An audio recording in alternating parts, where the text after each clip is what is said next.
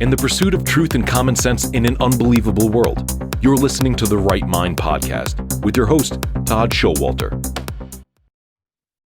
Hello, everybody, and welcome to Right Mind. I am your host, Todd Schowalter. Today, my guest is Kyle DeHoff.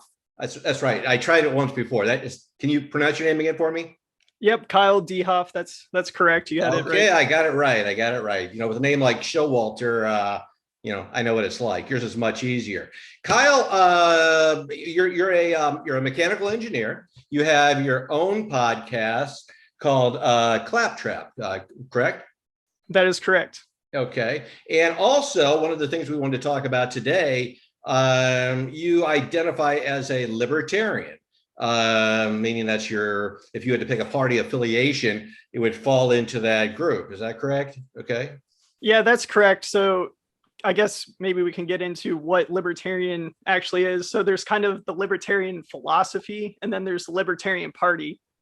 Okay. Unfortunately, the Libertarian Party has been a bit embarrassing in recent years, supporting pretty bad candidates like Gary Johnson and Joe Jorgensen. Right. Who haven't really been good standard bearers for the philosophy, I would say. Okay. But then there's the philosophy, which can be kind of distilled into the phrase, don't hurt people and don't take their stuff. So it's really private property based and a focus on non-aggression. Okay. One of the things I don't get, maybe you can enlighten me on this a little bit. It seems that one of the problems the Libertarian Party has is they come in and they kind of split the vote, so to speak. So it's never like they're ever, from what I've seen in my many years on the planet. You go back to Ralph Nader, you go back to Ross Perot, you go back to all kinds of people that would fall within that model. Then it doesn't seem they ever come close to ever capturing the majority. It seems like they come in to almost, like I said, split the vote. Do you see that changing sometime in the future, or what is going to have to happen to make the Libertarian Party actually a substantial party of its own? Well, so probably the most successful Libertarian Party candidate ever was actually Ron Paul, but right. He was more known for his runs in the Republican Party. He was actually a Libertarian nominee for president, I think, in '88, but then he flipped over to the Republican Party kind of for the reasons that you said, in that we kind of have the two-party system in the United States. So then the third parties are actually actively shut out most of the time. For the debates and everything, they actively set the rules to kind of discriminate against some of the lesser parties that are trying to gain traction. So the Libertarian Party actually has to spend a ton of resources just to make it on the ballots in every state. And then the debate commissions are actually private entities that will then they'll kind of move the goalpost on us to keep us out of the debates. So in order to get traction in the future, I think we might have to take a play out of when the Republican Party came into being throughout history. They were actually, like a hardcore anti-slavery party, and they kind of came out of nowhere and replaced the Whig Party and became a major party. So I think for the Libertarian Party to become a bigger national party, we need to actually focus on kind of our more radical stances, which are ending the wars, ending the Fed, and focusing on freedom and things like that. Okay. Well, it would seem that it would almost require a grassroots effort, wouldn't you say? I think it would be hard, just subjectively, just thinking about it, to come in and really, try to overtake something. Do we have a lot of libertarians in, the state governments and even in the federal government and Congress and things like that? So there are a few sprinkled throughout the state governments. So like New Hampshire, there's actually a movement called the Free State Project, where the idea was we'll get a bunch of libertarians to actually move to a small state so that we can affect legislation on a more local level. So New Hampshire might be, ground zero for something like that. And then on the national level, Justin Amash was a Republican congressman that used to be in the Republican Party, and then he just left Congress, but before he left, he actually switched his affiliation to Libertarian. So we've actually had one congressman. And like I said, Ron Paul was also associated with the Libertarian Party before he switched over to the Republican Party. So we have had a couple, but not a huge amount of success like the Republicans and the Democrats. Okay, let me ask you, my son, who's going to be 26 years old, he's been active to an extent with the Libertarian Party. And the way that I understand, you seem pretty much in his age group. It seems a lot of people your age, I assume you're in your 20s. I mean, I won't ask you specifics, but if you're in that group, you seem about the age of my son. I'm saying that a lot of people in your age group seem to, or from what you look to be, what age, you could be 70 years old, I don't know, seem to be embracing that kind of philosophy, which I find interesting because that is the generation that is going to obviously be overtaking everything we have now. Do you see that ball rolling, so to speak, that you can get the momentum going to do what you guys are trying to do? Because from what I understand, the Libertarian Party, basically, they want a hands-off view, and correct me if I'm wrong, a hands-off view. I mean, they want, basic regulation and things, but they don't want to be told what to do. And I find some value in that. Does that kind of generalize it, or is that making it too simple? So yeah, like I am 29, so I'm right there about your son's age. And kind of the whole thing that got me started into it was going back to the Ron Paul revolution in the 2008 and 2012 Republican presidential runs. So Ron Paul had that big grassroots movement, and he had all the momentum in Iowa and New Hampshire. And so all the kids that were in college and high school during those times who really got involved with that movement, we're all grown up now. So now we're at the age where we're finally establishing roots, and we're trying to bring back the Ron Paul revolution. Kind of within the Libertarian Party itself, there's a new caucus called the Mises Caucus, which Mises or Nisus? Mises, Mises. like the economist Ludwig von Mises. And it's relatively new. And the whole idea behind the caucus is to reignite the Ron Paul revolution. So we're focusing on things like the most important things that the libertarians are all about are ending the wars in the Middle East, ending the Fed, and basically just expanding freedom into as many interactions as we possibly can. Yeah, and ideally that sounds great. I think one of the problems that we have in today's political climate is it's very money driven. I mean, there are a lot of things. I mean, ending the war in the Middle East, and that is fantastic. That's been attempted on several occasions.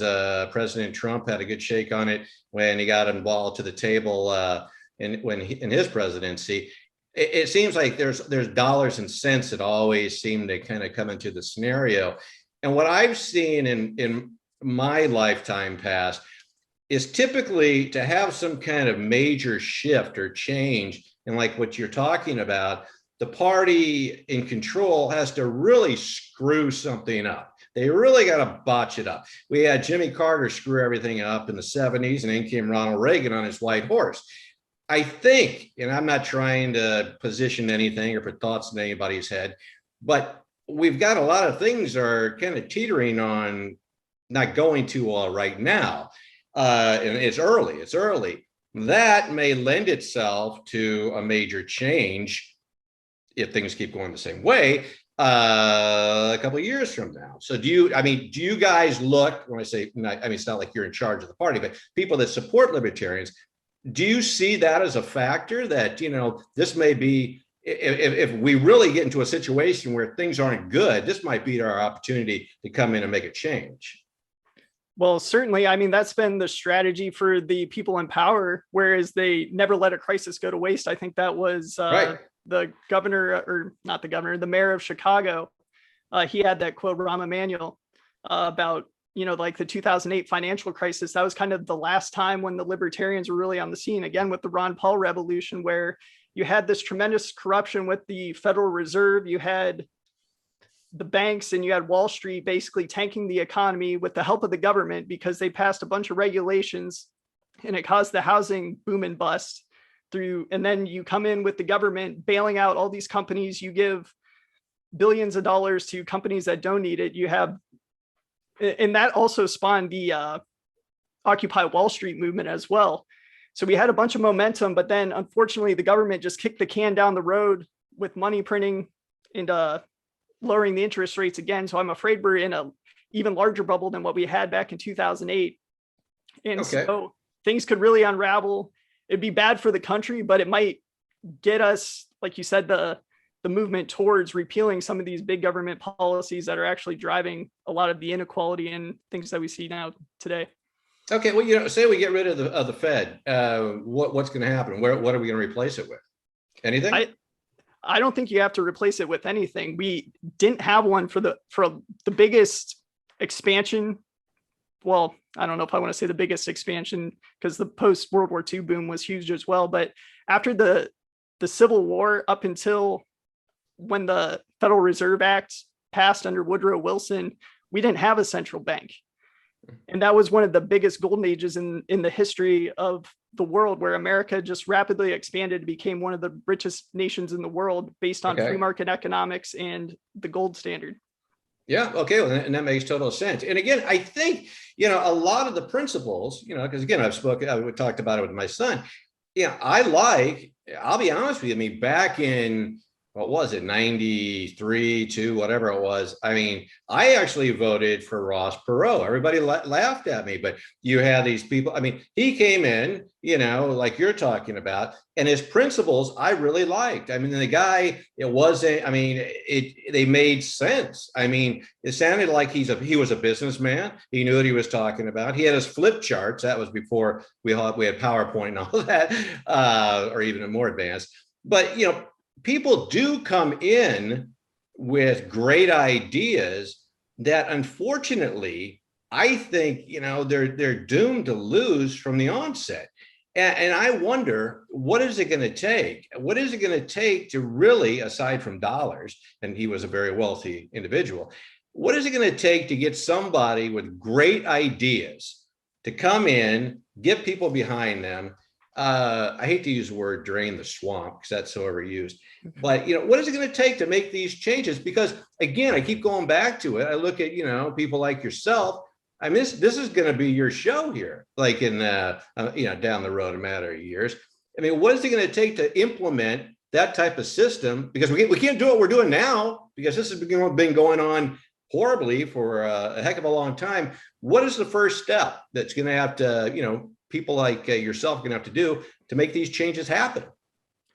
Well, I don't think on the federal level, the establishment powers, both Republican and the Democrat, are ever going to give up that power willingly. So I think we're going to have to start at the local level and kind of take, I don't know if you agree with the whole marijuana legalization movement or not, but they've actually had great success in implementing the goals that they're trying to accomplish by just using the strategy of nullification, where they just say on a local and state level, we're just going to either have a sanctuary city and decriminalize it, or then on a state level, just pass laws basically decriminalizing it, even when it's still illegal on the federal level, and basically just telling, well, one, not cooperating with the feds when they come in and try to enforce the law, and two, just basically saying, okay, come in and do it.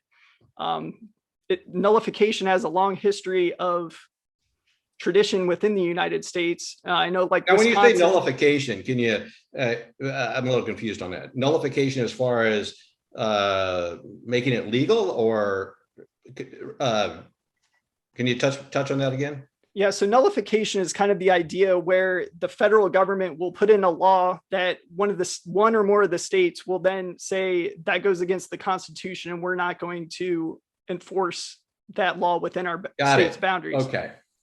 So I believe that James Madison in like Federalist 42 or something like that said, if there is a law that's unconstitutional, he encouraged the states not to comply with the federal officers as they went to enforce those laws.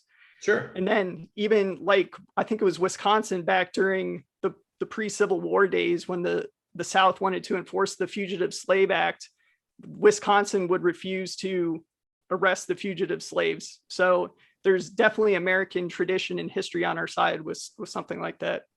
Well, and I'll tell you this, as far as marijuana, I don't have any problem with it at all. I don't smoke pot, but I think it should be legal. I mean, have alcohol legal, all these other things. And from what I understand, marijuana is not as bad as alcohol. So why not? I think when the government, figures out that they can make some money off of this thing, it's going to be legal faster than we think. And that's already on a state level what's happening. But once they can get their hands on it and regulate it, I think it's going to get passed through a lot quicker. One of the things I look at, because you have issues like that, that you say should be, handled on a state level.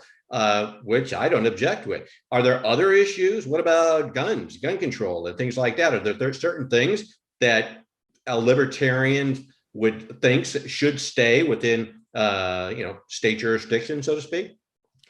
Well, I think the same kind of logic can apply for something like for guns. So, out in California with the whole immigration issue, you've heard about sanctuary cities for that issue. Right. There's a lot of states, particularly, the red states, the more rural ones, where they're becoming sanctuary cities for guns.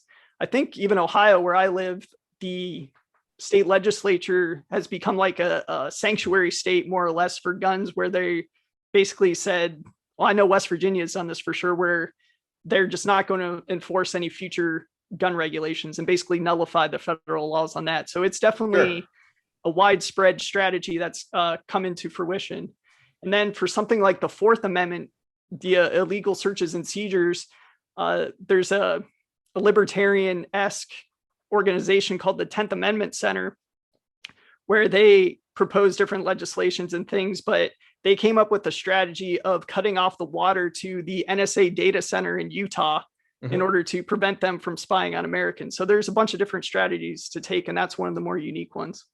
Okay. And again, it goes back to, because there are a lot of great ideas. That not just you, but going back, other generations have had, that just seem to get squashed when it comes to be showtime. And again, it keeps going back to, like old school politics and things like that. We're going to let them go out there and put on their song and dance and their show. But when it comes to be game time, they're going to be quiet. And it goes back to the debates you were talking about.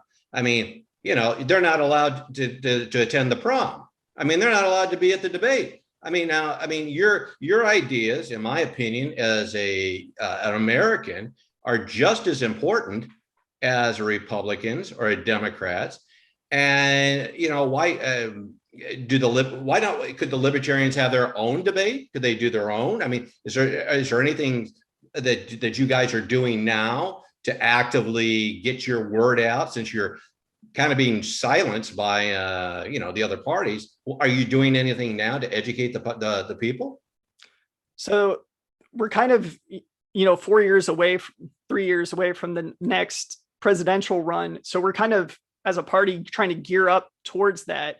And that this next time around, like I was talking about, the Mises Caucus, led by Michael Heiss, who's a great guy and really starting to get the ball rolling. I think the strategy is going to be, instead of trying to win the presidential election, which is so far-fetched that it's not even really possible, the next thing that we're trying to do is to come up with like a Ron Paul kind of guy who can generate a bunch of education as well as excitement, and get like a grassroots movement behind them, and at least pull the other parties to having to address the issues that we want to address. So like you were saying, by splitting the vote and maybe acting as a spoiler, we can use that leverage to actually get the other two parties to at least talk about the ideas that we have and make them actually address us versus just completely ignoring us. So I think the strategy is to run one of the more radical people that we can come up with versus just kind of like a milquetoast guy. Like Gary Johnson was a good guy. He was like a Republican governor from New Mexico, but he just didn't have the philosophical background, or he didn't really know libertarianism to like a huge degree. He just kind of shifted over from the Republicans. And then Bill Weld, you brought in the star value, but it wasn't a really big star, was it? No, he kind of burned out. And then Bill Weld. He was his vice presidential candidate. Right. He was even worse than. Sure. So you need to bring in some people that are heavy hitters, so to speak. And I think that goes even with the parties that are in charge now. Let me ask you this. Every generation, I'm kind of interested, because again, I keep going back to my son, and I have a son younger than him. Every generation seems to want change. You know what I mean? My generation wanted to change, certain things. My parents' generation, they were in the 60s. They were all about, getting out of the war, doing all the peace and love there. So every generation has a change. What would you say is the biggest change your generation would like to see happen over the course of the next decade? Well, the problem is I'm actually going probably against most of my, I don't know, classmates or age range or generation or whatever you want to call us. Okay. In that, unfortunately, I think my generation has pretty much been indoctrinated to love the ideas of socialism. So I'm just cutting completely against that. If you read books like the Gulag Archipelago and the Black Book of Communism, I want to have nothing to do with that. And it's kind of the antithesis of libertarianism, in that instead of shifting towards increasing voluntary interactions, you're going to go from top down and mandate state run pretty much everything. Okay, so you're saying, and that's an interesting point.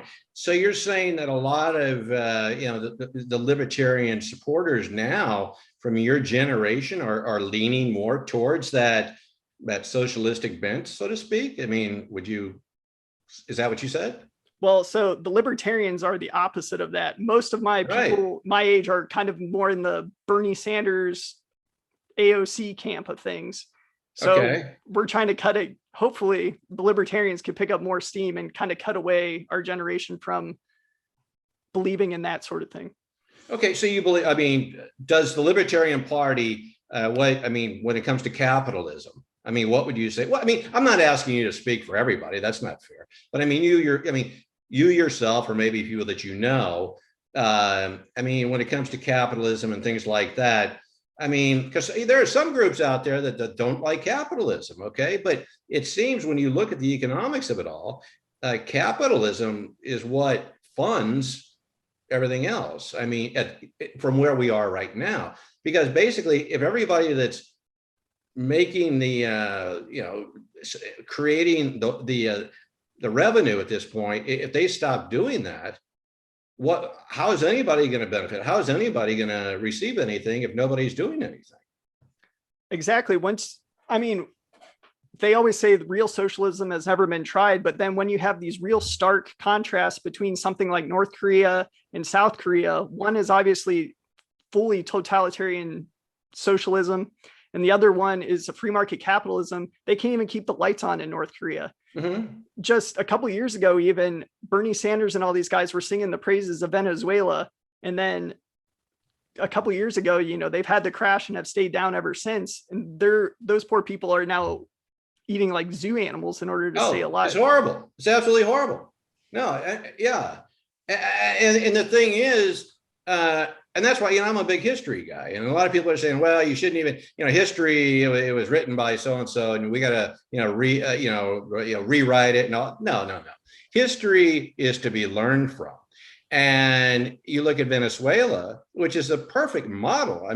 Venezuela was a booming place. It was a great country. And to see it, just go downhill like it did. Why aren't we looking at that? It's like the definition of insanity is doing the same thing and expecting a different outcome. When we've seen what these outcomes are going to be, why would ours be any different? I don't think you should expect it to be any different, because even at its core level, socialism can't work. And it was identified by Ludwig von Mises, the economist that I brought up earlier. Mm-hmm. Back in like the 1920s, he came up with the calculation problem, in that prices are actually a great signal to the economy, and they're extremely vital to coordinating the production of resources. So when you eliminate prices with a total top-down command structure, you basically don't allow the economy to function, and it will just completely fall apart once you eliminate the prices. So like the Soviet Union actually had to look at catalogs like the Sears and Roebuck catalog from America in order to know what to set prices of everything, to have some sort of structure. Calculation on goods. Right. And it doesn't make any sense. And and the Sears catalog, I mean, Sears Roebuck, I mean, that was built on what? Capitalism. So you basically say, okay, it's almost like we want this great grandiose situation. We want the best of everything. We want all these things great, but we want everything to stay status quo, if not better, but we just don't want to have to pay for it. It just doesn't work that way. And the problem I have just across the board is just this lack of understanding of bottom line economics. I mean, you brought up AOC. I believe, correct me if I'm wrong. Do you know, I thought she had a degree in economics. Do you know about that? Yeah, she does. I think it's from Boston University. What school? Like is this like an online school? I mean, I've never, the woman doesn't seem to understand economics. And what I think, if you're in charge, and I don't care what you want or what your affiliation is, I mean, certain things run certain ways. I mean, there's a cause and an effect. I mean, what's it going to take for everybody, libertarians included, what's it going to take for everybody to understand that there is no magic party that all of a sudden everything's unicorns and free? I mean, what do you guys think? Well, unfortunately, I think we're gonna have to hit rock bottom before people kind of snap out of this, right? This spell or whatever you want to call it that they're in. It's almost like if you go on Twitter and everything, it seems like socialists don't believe that there's such thing as scarcity. There's always economic trade-offs, and it seems like they don't believe in scarcity. Like it's like Star Trek or something. We have replicators that can just completely eliminate scarcity. Yeah, and it just doesn't work that way. And that's what just bewilders me. Is it just seems like, again, one of the things, and you said you listen to other shows, our shows. I mean, what I'm trying to do is look at common sense. Okay. I mean, everybody can have views and things like that, and that's fine and good. But I think there's certain things, not certainly, I think the majority of things, there's an element of common sense and a logical way of looking at things. And it just seems that a lot of these things don't add up. And, to receive everything for free and keep coming and we're not going to do anything. I mean, if I'm flying the plane and I turn the engines off, we're not going to keep flying. We're going to crash. And that's what you're saying. Maybe we have to crash, and I hope not. But I mean, hopefully we can do something before we do crash. But I don't know. What's it going to take for people to wake up besides that? I mean, do you, in your opinion, your age group, and I'm not trying to again pigeonhole you, but do you think a lot of your peers and people that are in the same bubble, so to speak, do they see that? I mean, do they understand that? For a large portion, I don't think so. I think it might be getting incrementally better, right? But I think all too many of my peers have bought into the whole socialist system. I think it kind of goes back to, I don't know if you're familiar with Thomas Sowell. Sure. Yeah.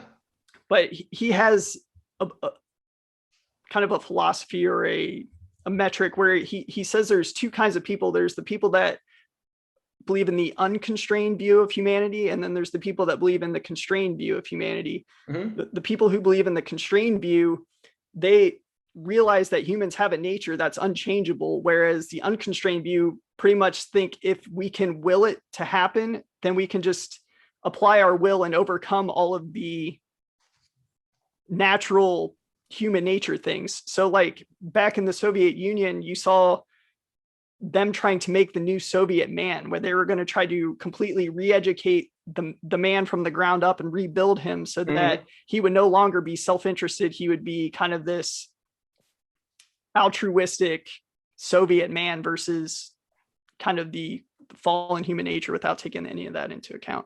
Yeah. And that's really scary, because part of those weird, well, I shouldn't say weird, but in my opinion, they are kind of weird. Some of those same principles that's kind of what the Nazi Party wanted to do. I mean, they wanted to create their own ideal German. Okay. And you see what happened with that. It's horrible. I mean, probably the worst travesties to ever happen in the history of the world. And so when you try to do that, I mean, why can't we learn from history? I'll be honest with you. I know some people in their 20s, even 30s, they don't know about the Soviet Union. I say, USSR, they're like, what? Is that like a Prius? No, it used to be a country. I mean, it's like, they don't understand that is Russia, or that used to be the Soviet Republic. And so you have, again, I keep going back to history. I think, and again, we're trying to say, we're going to erase that. We're going to erase that. We're going to redo it. No, you can't erase it, okay? Because we will repeat it. We will become Venezuela. We will become the Soviet Union if we do not remember what they did in the past to go downhill and crash. And again, from a logical, common sense standpoint, what is it going to take? I'm going to do something I do with my other guests. Kyle, you're in charge, buddy. Okay, you are in charge of the country right now. You get to call the shots. What's the first thing you do? I remove all the different bases and everything from across the world, and I bring the troops home. That's number one. The commander-in-chief, he's the president is commander-in-chief. He can command the Army and the Navy, bring all the troops home, step one. Step two is to abolish the Federal Reserve. Okay. So we talked about the Federal Reserve. If we do get rid of, and I'm just asking, because if we do bring our troops home and we get rid of those bases, what happens when you have Manifest Destiny and things like that and other, communist nations try, because they're not going to come home. What are we going to do if they start to overtake countries and say, okay, we're going to make them communists and them communists? Do you think that us not having a presence is going to impact that? Well, I think that kind of goes back to the domino theory that was kind of prevalent back in kind of the Vietnam era. That was kind of the whole idea behind going into Vietnam, was that if one country fell, it would keep going and cascading until we were kind of on an island by ourselves. I think history shows that communism did spread to a certain degree, but eventually you run into the economic calculus like we discussed earlier. It doesn't really work. So then socialism kind of dies under its own weight. I think something similar would happen, where you'd have the initial power vacuum, but then it would eventually sort itself out into some kind of balance of power. But America just keeps weakening ourselves by spending trillions of dollars trying to fight other people's wars. And eventually we're just going to have to either give up, or we're just going to be forced out. If we have another economic collapse, that's probably going to be the first thing to go. Sure. Yeah. Ron Paul always said, we just marched in, we can just march right back out in the same fashion. So, and you can. Unfortunately, again, it comes down to the dollar signs. I mean, you look in the history again, and one thing that boosts the economy, unfortunately, is war. And I hope that is not the way that we go, because God forbid, that's the last thing we want. But I agree. If we could live in a grandiose society and everybody could get along like we should, that would be ideal. We only have a couple of minutes left. I was going to talk to you about globalism. If you think, what are your thoughts on that? If you think we're kind of leaning towards that whole, but we may have to do that on a different show. I want to give you time to talk about your show, a little bit about yourself, where we can find your podcast, and, kind of give you some promo time here. Yeah, so my show is called Claptrap, and it's kind of a show to explore. Everybody kind of has their own talent. They're all into their own kind of thing. So my podcast was originally just to explore those kind of things. So like my buddy just started a 3D printing business. So that was our first episode. We interviewed him, trying to get the rundown on something like 3D printing. We've interviewed a whole slew of guests. I think our last one, we talked to a retired colonel in the Air Force about what it's like to be a fighter pilot, his training, and now he restores old fighter jets and things for an organization called MAPS. So that's our podcast. You can pretty much find us wherever. We're kind of in like a little bit of a pause where we don't really know what the future is going to be like for that, because nobody does. Yeah, my my co-host You're not alone. My co-host just got a new job where it requires him to travel a lot. So we're kind of still trying to figure things out. So we haven't put out an episode in a while, but it's still out there if anyone wants to check that out. That's awesome. I mean, the fact is anytime you're working and having a job, that tells me, we're going to go against that socialistic model. And that makes me sleep a little bit easier at night. So anyway, Kyle, you've been great. You know what? I like to have you back on because I like talking to guys your age and stuff. Not that I'm some old man. Okay. But, I like hearing your viewpoints and things like that. We have a half hour today, so we're a little bit wrapped up, but will you join me again on another show? Yeah, absolutely. It's been fun. I didn't scare you away? No? No, it's been great. I appreciate you having me on. Fantastic. Okay, well, one more time. His podcast is Claptrap. Now, do you have a website? No website. Just okay, so just look for Claptrap on your podcast platforms and check out Kyle DeHoff. And I want to thank you very much again. Look forward to having you next time. And that's going to do it for this show. Thank you for listening to Right Mind, watching Right Mind. And remember, if you don't have a right mind, you don't have a mind at all. Thanks for joining us. Bye-bye. This has been the Right Mind Podcast with Todd Schowalter.